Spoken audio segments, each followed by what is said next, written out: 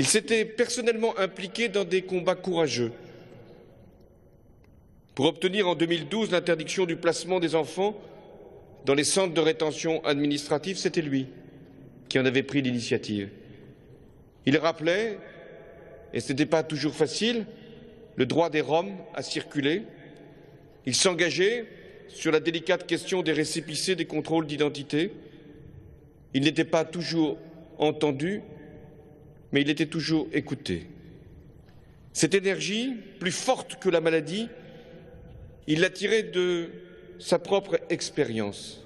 Je me souviens de ce journal de TF1 au printemps 2003.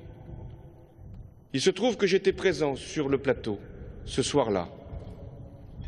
J'ai vu Dominique Baudis proclamer face à la calomnie et devant des millions de Français son innocence, son indignation et en même temps sa confiance dans la justice de son pays. Des médias, parfois parmi les plus prestigieux, étaient tombés dans un piège diabolique et l'avaient entraîné, avaient sali l'honneur d'un homme qui croyait plus que tout à la liberté et qui était même chargé par ses fonctions mêmes de la défendre, cette liberté.